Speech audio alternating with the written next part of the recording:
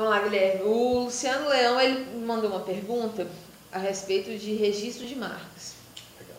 A pergunta dele é a seguinte: sobre registro de marcas, as pequenas e médias empresas também devem se preocupar em registrar suas marcas? Deixar de cuidar dessa parte pode afetar o trabalho de branding? Bom, primeiro devem.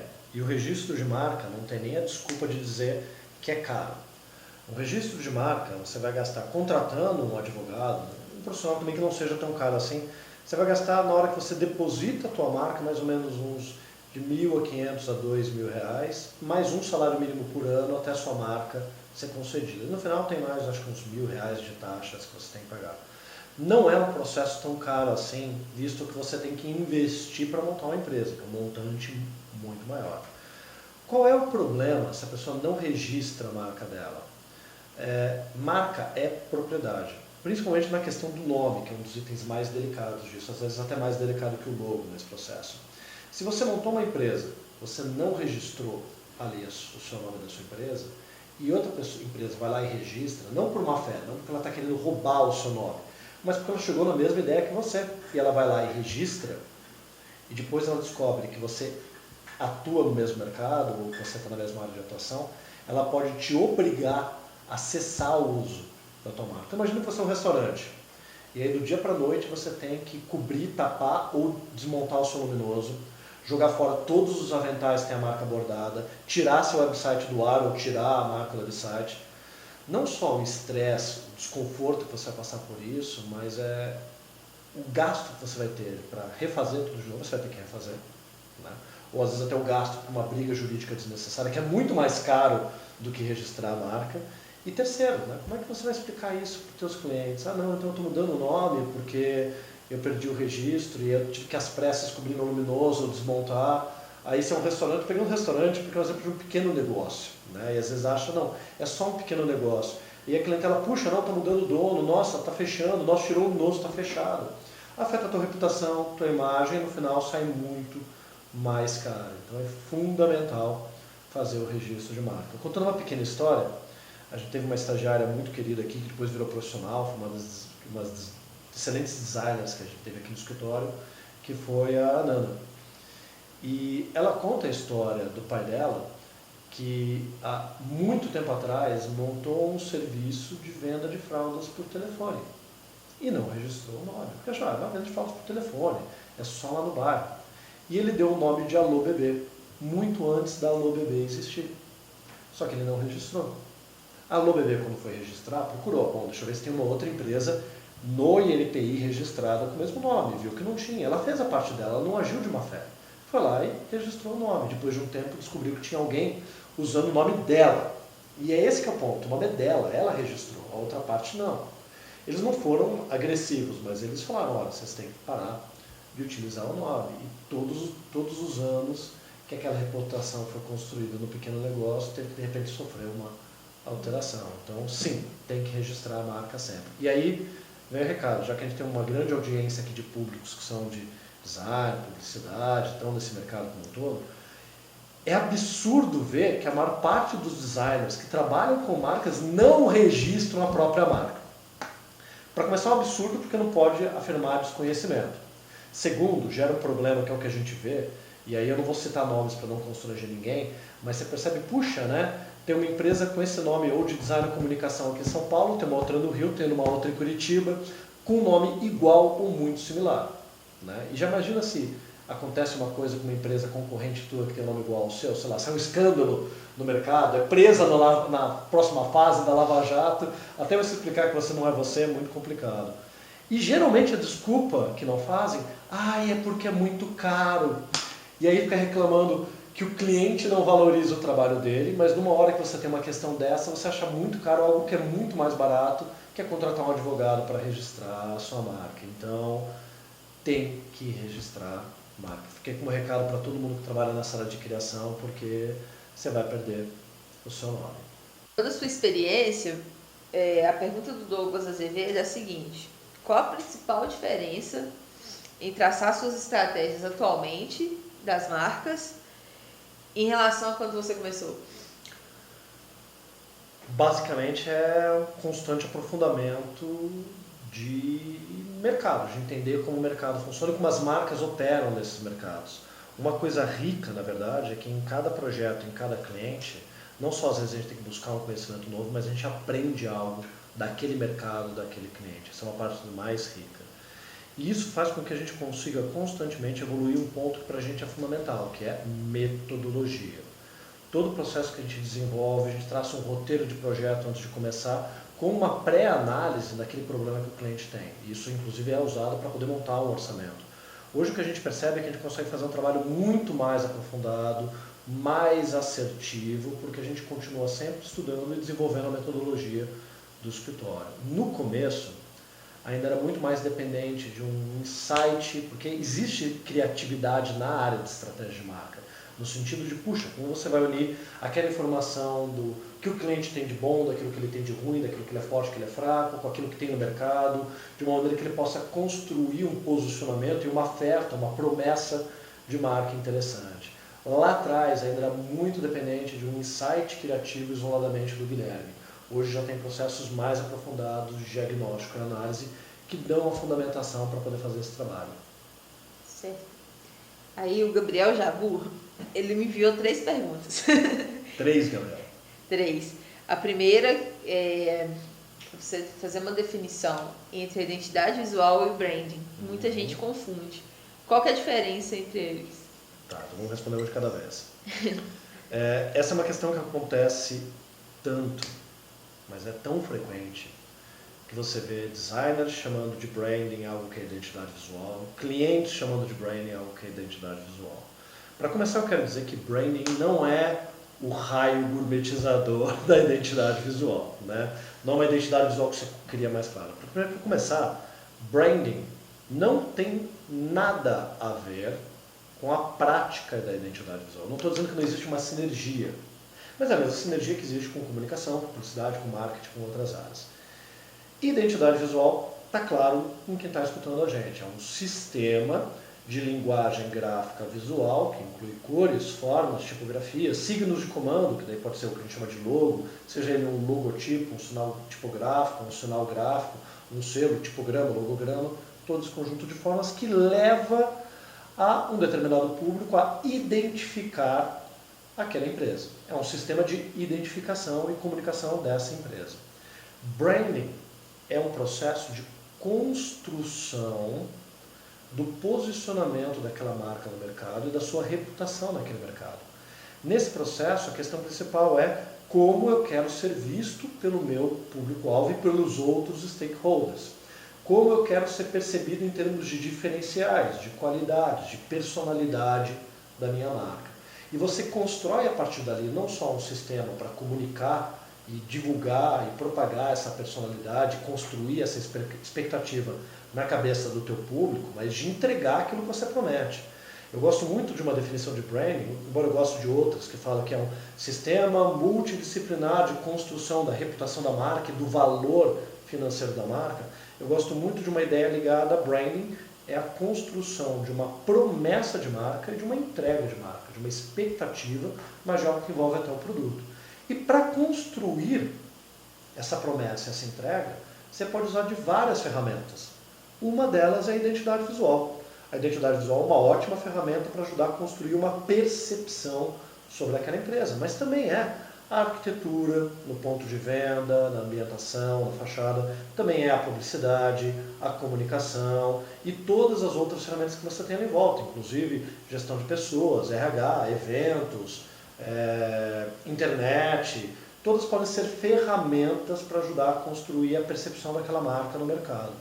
Então você até pode falar que você pode ter um processo de identidade visual orientado a branding, não há nenhum problema, e ajuda bastante. Você pode também ter um processo de redes sociais orientado para a construção da visibilidade e da percepção da tua marca no mercado. Então essa é a distinção. O problema da gente confundir branding com identidade visual, como se fosse identidade visual 2.0, é que boa parte dos escritórios que hoje trabalham com branding e que trabalham com branding, trabalham com identidade visual, ou começaram a identidade visual.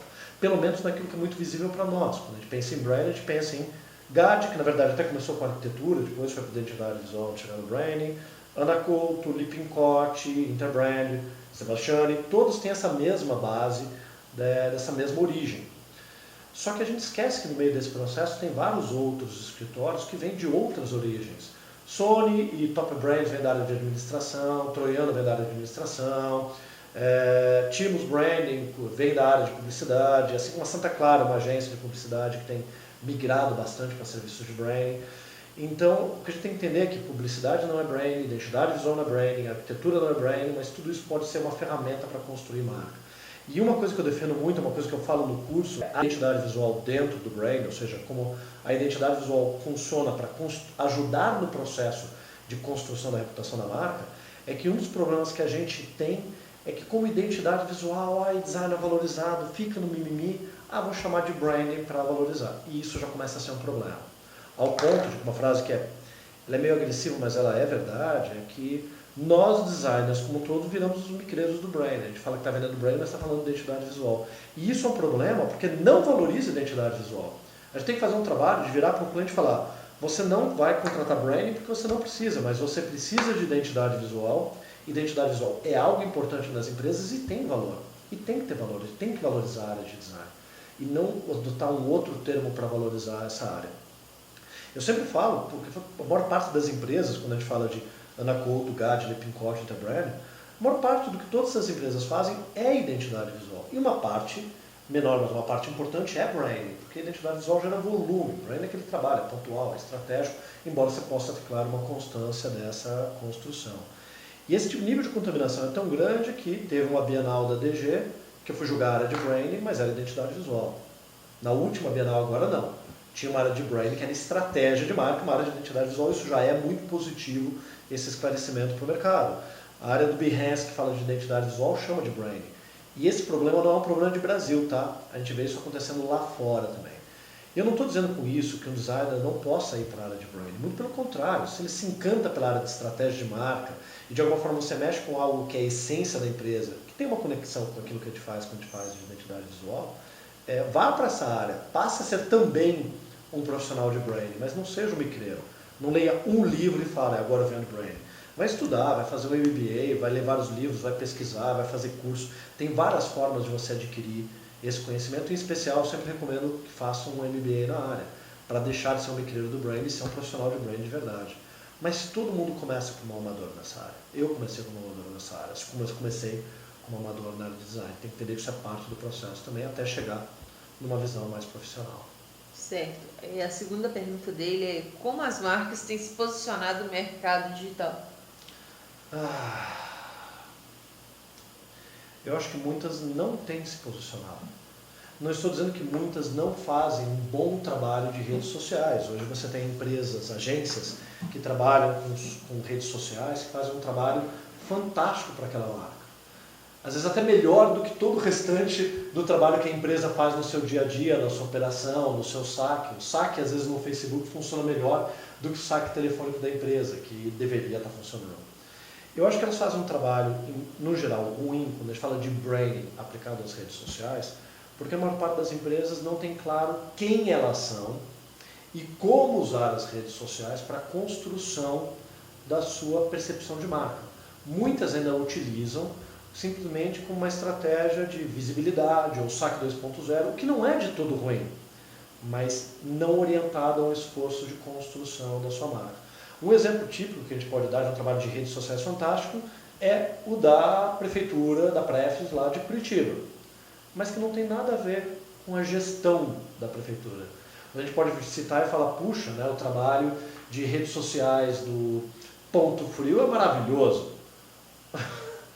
O serviço de entrega do Ponto Frio é horroroso, a operação do Ponto Frio, se você tem uma troca, é horrorosa, né? Pelo menos é que eu nunca mais comprei no Ponto Frio, fiquei traumatizado. Né? Mas você vê assim, de repente eles fazem um ótimo trabalho de redes sociais, mas não está orientado para a marca dele e não representa algo que é verdade da empresa. Então acho que eu diria que se você quer fazer um bom trabalho desse tipo, primeiro organiza a tua empresa, mas traga a tua voz para as redes sociais e não apenas seja mais uma marca descolada no Facebook. Comece a usar a rede social como uma ferramenta para construir a sua promessa, construir a tua percepção, mas alinhada ao teu posicionamento, e não apenas ser descoladinho no Facebook. Bacana. A última pergunta do Jabura é a seguinte. Pensar fora da caixa é o conceito da era em que vivemos. Por onde começar uma estratégia de brand inovadora em um mundo com tanto fluxo de informação e referência? Para começar, começa dentro da caixa. Há um fetiche dessa história do fora da caixa. As pessoas adoram falar em fora da caixa e, na verdade, elas estão dentro da caixa, ou às vezes nem sabem que estão dentro ou não percebem. O dentro da caixa não é negativo. O dentro da caixa é, eu preciso de um modelo. Dentro da caixa é um modelo. Eu preciso de um processo, eu preciso entender como esse processo funciona para, eventualmente, poder me libertar dele, inclusive. Mas a maior parte das pessoas que falam em fora da caixa, na verdade, eles não estão fora da caixa. Eles não têm um processo, elas não entendem como funciona a construção de uma marca. Então o primeiro passo é, compreenda como uma marca funciona, como o sistema funciona. E depois, na verdade, fora da caixa, é criar uma caixa melhor, é criar um novo sistema rompendo, talvez, com alguns paradigmas acadêmicos que não são mais válidos hoje. Mas o fora da caixa não existe, pelo menos na minha visão. Sabe por quê? Porque é pelo mesmo motivo que não existe de verdade, liberdade criativa, nem quando você criar um logo. Não estou nem falando de brand mais, na criação de um logo. Se um cliente virar e falar, você tem aqui liberdade criativa, você não tem. Por que você não tem? Porque você tem uma restrição orçamentária do que pode ser feito com aquela marca. Você tem uma limitação do qual é a complexidade de sistema de identidade visual que aquela empresa consegue gerir. Você tem um mercado, que você tem concorrentes que você tem que superar ou chamar mais atenção. Você tem um sistema, e esse sistema ele é por si um limitante. Só que nós não temos que entender esse limitante como um problema, uma restrição, uma amarra. Muito pelo contrário, a gente tem que encarar como, puxa, eu tenho aqui um desafio, um problema a ser resolvido, eu tenho algumas limitações. Como é que eu consigo contornar esses problemas? Como é que eu consigo superar esses problemas? Como é que eu consigo resolver esses problemas? Porque a marca que você tenha tido liberdade para criar, seja então do posicionamento ou para a identidade visual, na hora que ela vai para o mercado, ela vai enfrentar uma realidade. E se ela não estiver preparada para sobreviver nessa realidade, por um processo de seleção natural de mercado, ela vai ser excluída. Né? Então é como se fosse ser Deus e falar assim, eu tenho liberdade para criar qualquer espécie animal que eu inventar agora. Vou inventar uma com 3 pernas. Mas na hora que você bota na natureza aquele bicho não sobrevive, é um projeto fracassado. Porque existe uma mecânica da natureza ali por trás. Então, na nossa visão, não é pensar fora da caixa. Primeiro entender qual é a caixa, depois você pode ver o que não funciona naquela caixa e desenhar uma caixa que funciona para você. E o que a gente percebe é que quase que em cada projeto a gente tem que construir uma caixa nova antes de operar. Porque senão a gente não está vendo o próprio labirinto, a própria corrida de obstáculos que o projeto tem que percorrer e que você está dentro dele, quer você queira, quer não. E isso não significa ser menos criativo, muito pelo contrário. Na hora que você entende qual é o problema, você pode ser inclusive muito criativo para descobrir formas novas de superá-lo. Bacana. Para finalizar, a última pergunta. Tudo que você sempre quis saber sobre marcas, mas tinha vergonha de perguntar. De onde veio essa ideia? Assim, uma coisa que a gente sempre teve como missão aqui na Sebastiani sempre foi compartilhar conhecimento. Nem sempre dá para fazer isso da maneira que a gente quer. Né? Sempre que a gente pôde, a gente ajudou respondendo as pessoas por e-mail, perguntas por Facebook. Só que a gente começou a perceber que algumas perguntas a gente demorava 1 hora para responder e não necessariamente aquilo ajudava aquele indivíduo. E a gente se via respondendo sempre as mesmas perguntas e consumindo um número grande de horas do escritório. Né? E a gente tem que pagar as contas, a gente tem que fazer o que a gente precisa aqui no nosso dia a dia de trabalho. Então veio a ideia da gente começar a fazer um programa filmado, porque toda vez que viessem as mesmas perguntas a gente direcionaria. Começou com uma coisa muito solta, a gente usou uma webcam aqui bem caseira para filmar o primeiro, aí essa daqui não forma em formato wide, aí o Akira meio que tentou improvisar lá para colocar no Facebook, aí falou, puta, ficou ruim, mas o programa ficou legal, porque a gente gravou de supetão, não tem ensaio, nenhum tem take 2. O primeiro teve um take 2, porque a gente começou muito mal, mas assim, não tem edição e a coisa vai. Aí no segundo, a gente tinha uma auxiliar administrativa que estava temporária aqui, ela trouxe uma GoPro, aí o áudio ficou ruim, aí depois a gente tentou com a câmerazinha da Sony. Até que a coisa começou aí, a gente decidiu que valia a pena comprar um equipamento mais profissional. A gente não consegue gravar com a regularidade que a gente tem, a gente está ali já umas 2 semanas sem liberar algo novo, porque chegou o carnaval, atrapalhou. A gente já está vendo de na semana que vem gravar tipo uns 12 programas e deixar engatilhado, porque não dá para gravar toda semana. mas surgiu um pouco com essa missão de compartilhar conhecimento, responder às dúvidas de quem acompanha a gente, naquilo que a gente puder responder no melhor das nossas habilidades. E surgiu com uma proposta engraçada, porque eu lembrava muito de um filme de Woody Allen, que é tudo que você sempre quis saber sobre sexo, mas tinha vergonha de perguntar.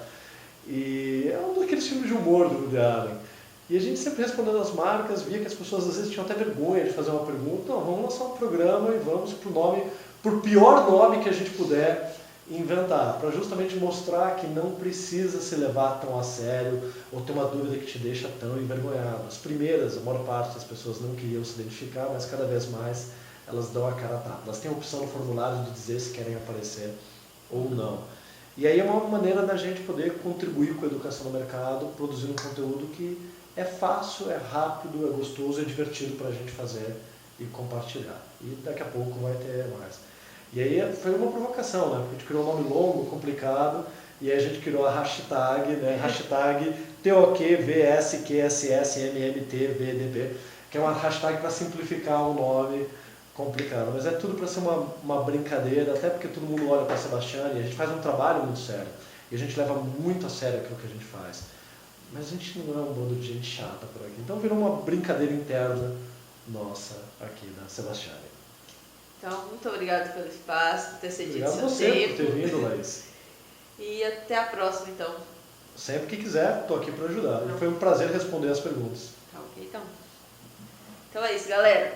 Não deixe de acompanhar o canal. Conheça o canal do Guilherme também, que vale a pena se você quiser introduzir mais sobre a área de branding. Se você tem alguma pergunta e tenha vergonha também de perguntar, pode mandar que ele vai responder. Vai demorar, talvez. Mas a gente vai responder todas. Com o tempo a gente vai. Então é isso. Até a próxima. Valeu.